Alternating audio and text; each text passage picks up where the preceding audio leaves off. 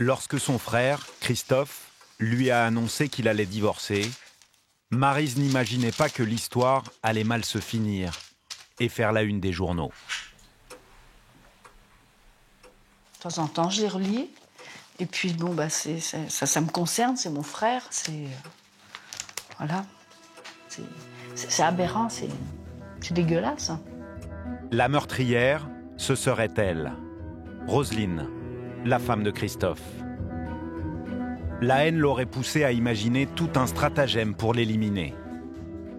C'est pas imaginable, il faut être fou pour payer 15 000 €. Ils peuvent divorcer, ils avaient de l'argent, ils avaient qu'à divorcer, puis c'est tout. Hein. J'étais suffoqué quand j'ai appris ça. Elle voulait pas que Christophe, je pense, retrouve sa liberté, je pense.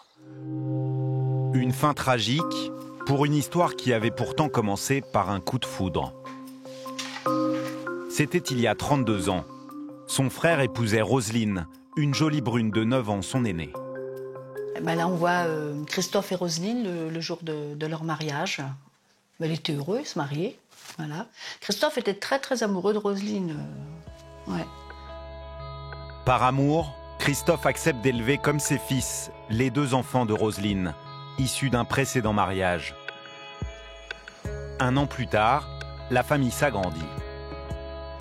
Ça se passait bien, c'était un couple normal, quoi. Le couple habite la région du Mans. Elle est infirmière, lui menuisier. Mais l'ouvrier a de l'ambition.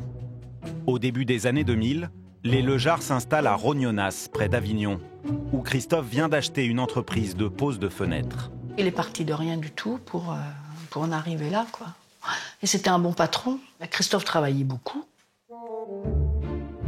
L'entreprise de Christophe est prospère. Roselyne arrête de travailler pour s'occuper de sa famille. Entourée d'amis, tout semble aller pour le mieux. En apparence seulement. Saint-Quay-Portrieux en Bretagne. Amateur de pêche, Christophe Lejard venait y retrouver régulièrement Geneviève et Jean-François. Il avait pris l'habitude de venir passer ses vacances, ses week-ends et tout ça, et on allait à la pêche ensemble. C'était plus qu'un ami, c'était presque un frère. Avec les années, Roselyne se serait faite moins présente. Nous, on a commencé à sentir qu'il y avait de l'eau dans le gaz dans les années 2009. On les sent tendus tous les deux, distants.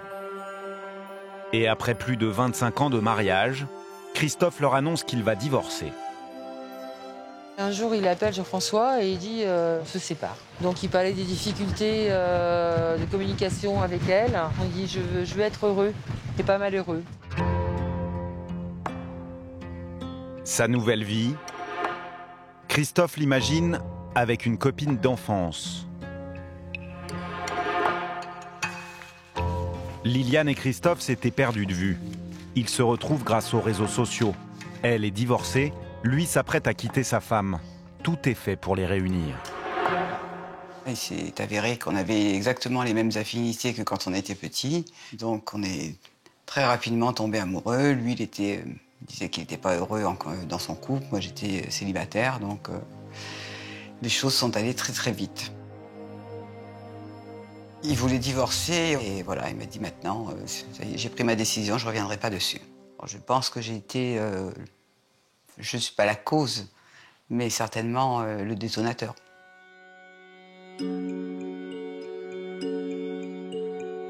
On avait l'intention de vivre ensemble et de se remarier. Donc c'était vraiment une histoire d'amour très très forte. Mais pour éviter un divorce à ses torts, Christophe est obligé de cohabiter avec sa femme. Je cherche le dossier Lejard. Maître Hélène Bout était l'avocate de Christophe. Elle a conservé tous les mails de son client. À la maison, Roselyne aurait fait vivre à son mari un enfer. J'ai beau travailler jusqu'à 20h, voire plus, pour éviter des conflits ou des agressions verbales, mais je ne sais jamais à quoi m'attendre en rentrant. Il indiquait que la situation est devenue intenable chez lui, qu'elle était agressive, et il me demandait que la procédure aille vite. Au fur et à mesure que les jours passent, Christophe dit craindre pour sa vie. D'après ce qu'il me disait, c'était la guerre, quoi. Il avait peur qu'elle l'empoisonne, il redoutait ses crises d'hystérie, parce qu'il paraît qu'elle était hystérique. Il était très angoissé quand même quand il en parlait. Hein. Christophe avait toujours le sentiment d'être, d'être persécuté et il se sentait menacé. Il avait l'impression que quelque chose se préparait.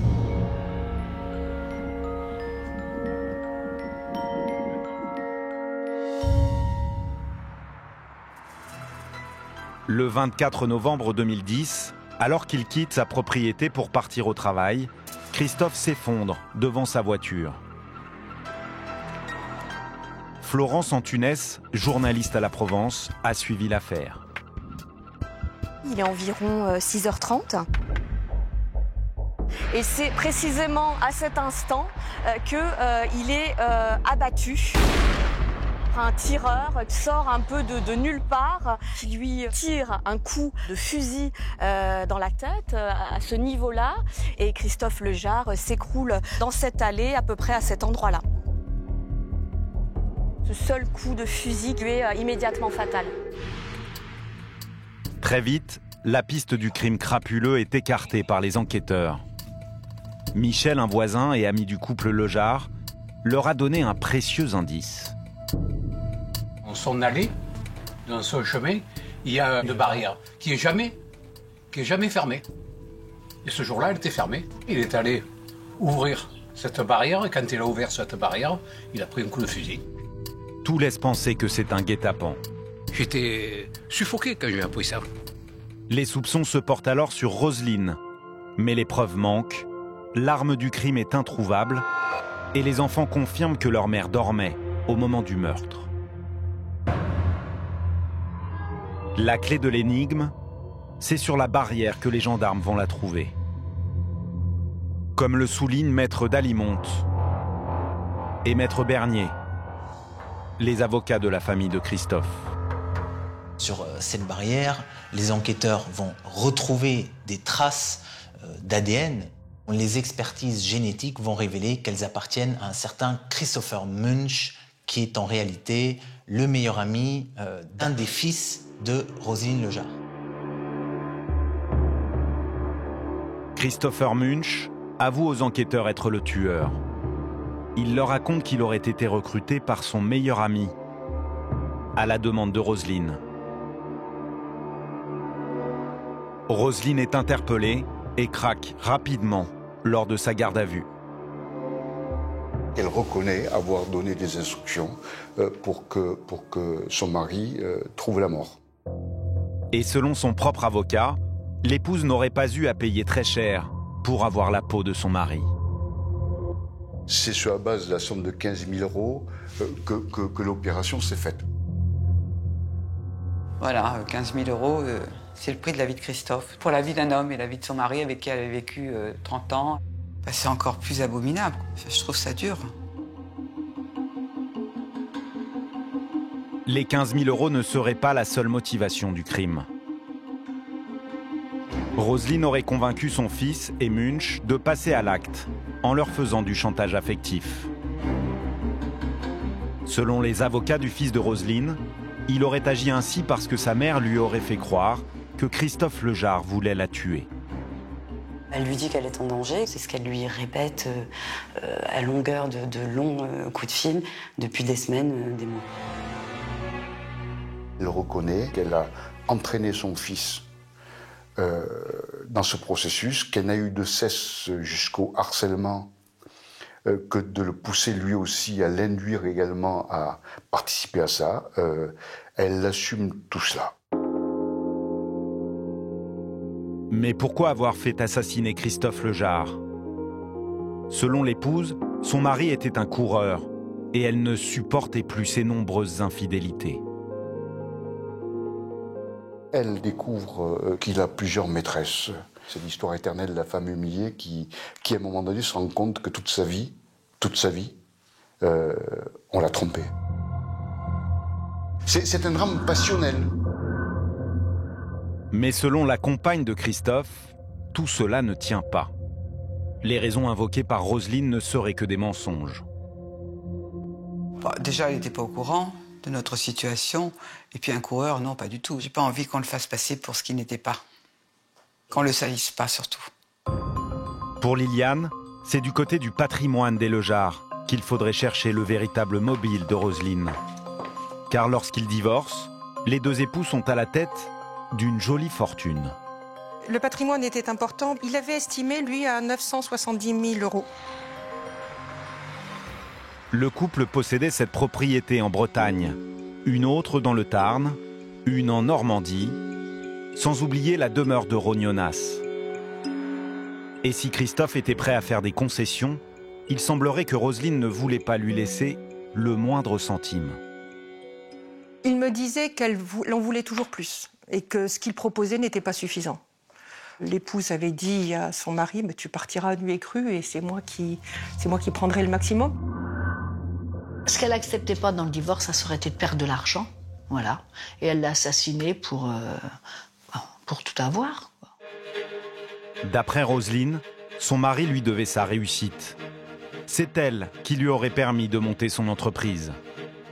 Elle met l'argent qu'elle avait de côté dans l'entreprise de son mari. Elle avait tout investi, elle avait tout sacrifié pour lui. Et un beau jour, il lui dit « Au revoir, ma petite, je prends la moitié, je vais voir ailleurs. » Vous me demandez pourquoi le divorce s'est mal passé, voilà, il se passe mal pour ça.